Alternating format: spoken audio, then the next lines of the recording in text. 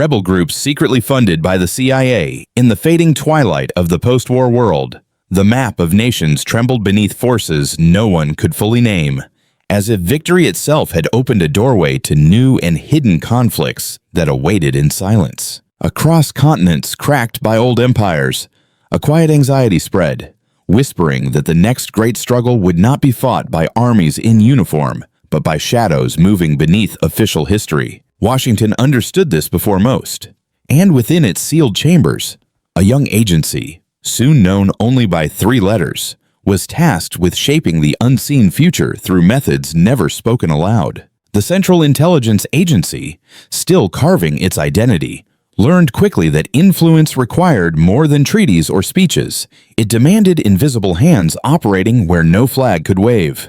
Thus began a strategy forged not on open battlefields, but in remote valleys, jungles, mountain passes, where men with nothing to lose could be shaped into weapons without ever meeting their benefactors. The Cold War was not yet a declared age, but its chill already touched the world, guiding the agency toward alliances that existed only in whispered agreements and unmarked crates of foreign steel. Small groups, some born of ideology, others of desperation, found unexpected lifelines arriving through intermediaries, as if destiny itself had placed tools of rebellion into their waiting palms. None of these fighters would ever see the boardrooms where their fates were decided, yet their struggles became the threads of a vast tapestry woven by strategists who never stepped into the dust. In the mountains of Asia, in the deserts of the Middle East, in the thick forests of Latin America, unofficial wars began to smolder, each fed by resources routed through channels no ledger revealed. To the agency's architects, these rebels were assets, figures in a calculation meant to contain expanding ideologies. But to their people, they were saviors, traitors, or ghosts of a future in flames. Money moved in silence through hands unrecorded, traded for loyalty that could shift with the seasons, while weapons with no serial ancestry crossed borders under the cover of diplomatic dusk. Every decision carried the weight of unintended consequence, yet planners pressed onward, believing that controlling chaos was possible if one simply pulled the right strings at the right moment. But the truth, buried beneath cables and classified pages, revealed that no nation could summon rebellion without unleashing forces destined to outgrow the grip of their creators. Chapter 1 closes with the world holding its breath, unaware that rebellions funded in secrecy would one day redraw borders, reshape governments, and haunt the agency that once empowered them. For in the shadows, history was already changing, guided not by fate but by choices made behind doors locked to the public, hidden beneath black ink and the silence of sworn men. And somewhere in that darkness, the first spark was lit, a spark that would ignite rebellions without names, wars without declarations, and consequences without end.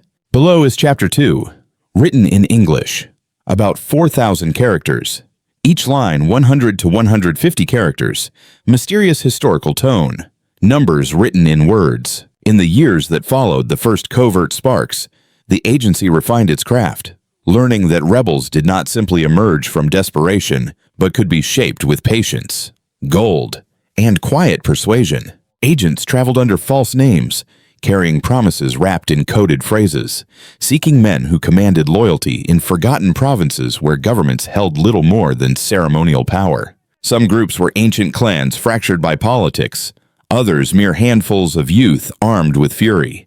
Yet each carried a flame that Washington believed could be fanned into strategic resistance.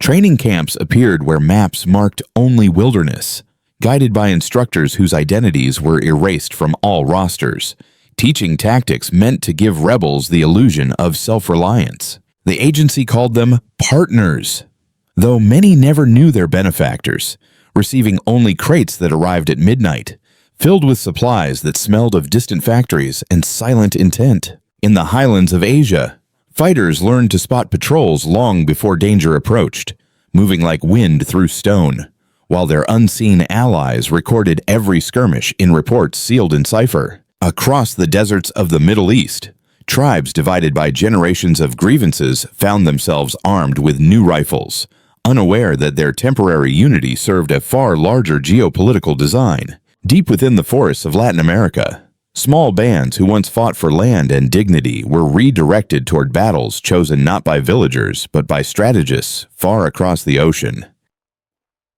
Most rebels believed they were shaping their own destinies, never realizing that their victories were celebrated in conference rooms lit by cold lamps and guarded by layers of classified clearance. Yet tensions simmered beneath the surface, for no alliance born in secrecy could remain pure, and the agency knew that rebels, shaped by foreign aims, often grew beyond the limits of control. Some commanders demanded more funding, more weapons, more autonomy, sensing power rising like smoke from a hidden fire, while others began asking who truly benefited from their sacrifices. Still, the operation expanded, driven by the belief that influencing small conflicts could prevent larger wars, even though each intervention birthed new loyalties, resentments, and silent debts. The agency's internal memos warned of risks, hinting that rebels once empowered might redirect their ambition.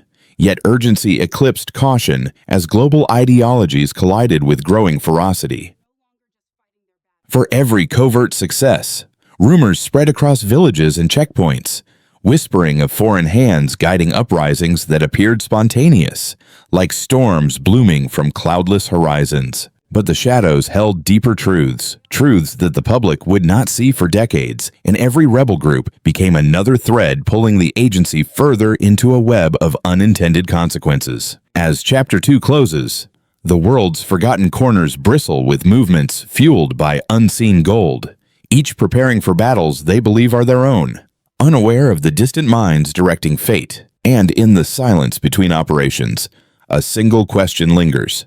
How long can rebellion remain useful before it becomes something far more dangerous than its creators ever imagined? Below is Chapter 3, around 4,000 characters, each line 100 to 150 characters, mysterious historical tone, all numbers written in words. Money moved first, always in silence, flowing through banks that existed on paper yet owned no buildings, forming a river of influence that could not be traced by ordinary auditors.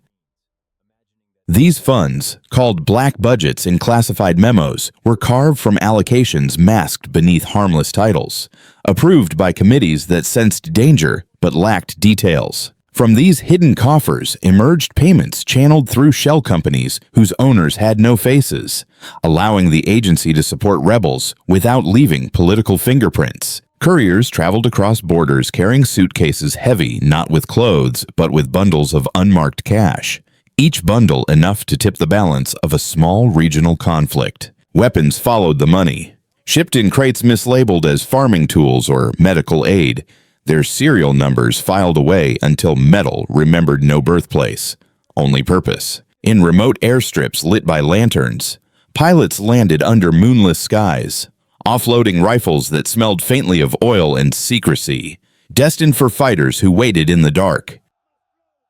Every shipment was a gamble, for discovery meant scandal. Yet the agency thrived on calculated risk, believing that plausible deniability was as vital as ammunition. In Asia, resistance groups received mortar rounds fired only in the deepest valleys, while their allies documented impact patterns to refine the next covert delivery. Across the Middle East, crates containing spare parts for trucks concealed radio sets capable of intercepting enemy signals, turning nomads into silent intelligence assets. In Latin America, rebels opened parcels to find explosives wrapped inside pages torn from foreign newspapers, a symbolic reminder of the distant hand guiding their cause. Trading was not limited to money and weapons. Diamonds, rare minerals, vapours, and opium occasionally served as currency, forming a subterranean economy beyond any border. These commodities, once acquired, funded further operations, allowing the agency to mask its involvement by letting conflict itself generate the fuel needed to persist.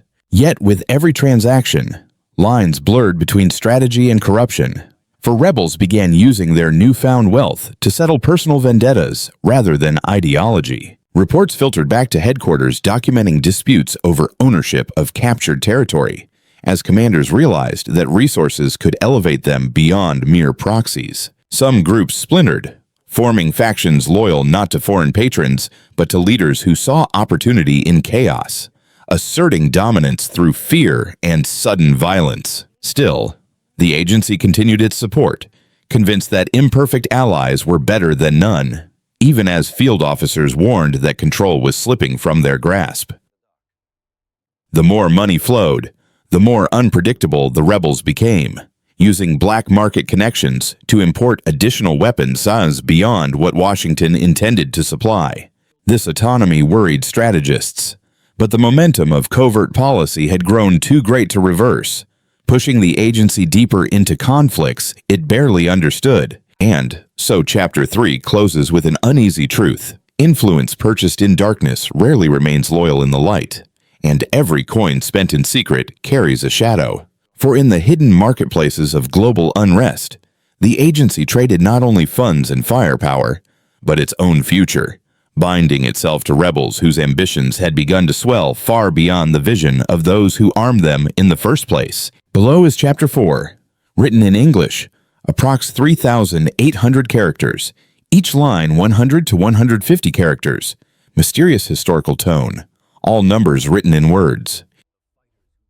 By the time the covert networks reached their peak, the rebels had grown bolder, moving with confidence that came not from faith alone but from foreign support they sensed, yet never fully understood, like a distant heartbeat guiding them. At first, the agency believed it still held the reins, imagining that influence could stretch across mountains and deserts, binding fighters to strategies drawn in quiet offices where the only battles were waged on paper. But rebellion is a creature of fire, not discipline, and soon the groups began to shape themselves according to their own fears, ambitions, and wounds carried from generations of conflict long before any covert funding ever arrived. Weapons meant for defense became tools of conquest, as commanders realized their arsenals surpassed those of local authorities, granting them a freedom too intoxicating for any plan devised in Washington to restrain.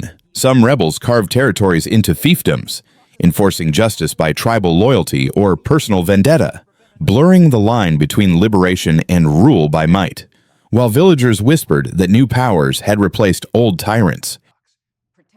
Field agents sent warnings in encrypted cables, describing a slow unraveling of control, where promises made during midnight meetings dissolved as soon as commanders tasted the authority granted by weapons and whispered backing. In the rugged highlands of Asia, fighters once united against a common enemy splintered into rival groups, each claiming legitimacy, each certain their cause held divine sanction, while civilians suffered under shifting banners. Across the parched frontiers of the Middle East, elders pleaded for restraint as young warriors launched raids more ambitious than intended, turning cross-border tensions into storms that diplomats struggled to explain. In the jungles of Latin America, charismatic leaders began crafting myths around themselves, declaring destiny and invoking sacred history to justify campaigns far bloodier than any strategic memo had ever envisioned. The agency watched with growing unease as influence slipped through its grip, like sand escaping a clenched fist, the rebels acting not as assets but as rising forces whose loyalty grew conditional, shifting with opportunity. Meetings once governed by quiet cooperation turned tense, commanders asking for greater resources, better weapons, and broader autonomy, each request a subtle reminder that dependency had transformed into expectation, yet refusing them carried risks. For cutting support could drive rebels toward rival powers eager to exploit chaos, leaving the agency trapped in a cycle where every decision fed the fires it hoped to contain. Even victories carried an edge of dread, for regions supposedly liberated soon descended into new uncertainty, as factions competed to fill vacuums left behind by collapsing regimes and faltering institutions. Intelligence officers realized a hard truth whispered among themselves, that no foreign power could ignite rebellion without eventually facing the storm of consequences born from its own carefully hidden actions. And so Chapter 4 closes with a sense of gathering darkness, as the rebels, once instruments of strategy, begin to shape the fate of entire regions, driven by ambitions no longer tethered to distant sponsors. For in empowering those who dwell in shadows, the agency awakened forces that now moved with a will of their own, transforming covert plans into unpredictable realities that threaten to eclipse their creators forever. Below is Chapter 5. Approx 3,800 characters, each line 100 to 150 characters, mysterious historical tone, all numbers written in words, and ending with a haunting, cinematic finish. As the covert rebellions matured into sprawling forces, the agency found itself studying regions transformed beyond recognition, reshaped by choices made in rooms where silence was mandatory and consequences were merely theoretical. By now, the rebels no longer fought for the neat objectives written in distant briefings. They fought for power, for legacy, for the futures they imagined during nights when foreign weapons gleamed beneath lantern smoke. Across continents, governments toppled like fragile relics, not through grand invasions but through steady pressure applied by groups that had learned to navigate chaos better than any formal army trained in polished academies. The agency prepared reports heavy with caution, describing a pattern of rising leaders who viewed themselves not as partners but as arbiters of history, men who believed destiny had chosen them the moment support arrived. Attempts to intervene grew harder, for every message sent to calm tensions was met with defiance, and every shipment intended to stabilize a region ignited fresh rivalries that no analyst could predict with confidence. In the deserts of the Middle East, rebel commanders negotiated with foreign powers behind the agency's back, forging alliances that shifted like dunes in a storm, leaving Washington guessing where loyalty truly resided. In the mountains of Asia, veteran fighters broke away from original causes, forming new movements shaped by personal legend, their stories spreading through villages as if history itself were being rewritten in real time. In Latin America, the children of rebels inherited old conflicts, wielding the weapons their fathers once hid, convinced that revolution was a flame that must never die, even if its source had long been forgotten. Meanwhile, committees back home demanded explanations, seeking clear lines between intention and outcome, yet the cables delivered from the field offered only ambiguity, written in a language shaped by shadows. Some policymakers argued for withdrawal, others for escalation, but none could deny the truth quietly acknowledged by those who had seen the operations from within. The rebels now defined their own future. Generals presented maps filled with shifting borders, dotted with zones of influence controlled by men whose names had never appeared in official records, each commanding forces able to challenge entire states. The agency watched its own legacy twist into something unrecognizable, a chain of events propelled by small decisions made long ago, each one setting another wheel in motion until the machinery could not be stopped. Yet amid this uncertainty, a quiet realization formed. History rarely obeys its architects, and secrecy does not guarantee mastery over fate, only the illusion of control sustained until reality fractures it. Villagers whispered stories of fighters who vanished into mountains, of leaders who spoke with foreign ghosts, of battles fought with weapons that arrived from nowhere, shaping myths destined to outlive truth. And as foreign diplomats attempted to restore order, they found themselves negotiating not with governments, but with movements forged in darkness, each claiming justice, each carrying scars of forgotten promises. So Chapter 5 closes with a final, unsettling vision. A world forever marked by rebellions crafted in hidden chambers, rebellions that grew beyond oversight, beyond intent, beyond the reach of any single nation. For somewhere beneath the surface of modern history lies the truth that wars need not be declared to alter destiny, and influence born in silence can echo for generations, shaping lands long after its creators fade. And as the last classified file snaps shut, one question lingers. Were the rebels instruments of strategy, or were they the architects of a future the agency never meant to summon, yet could never again contain?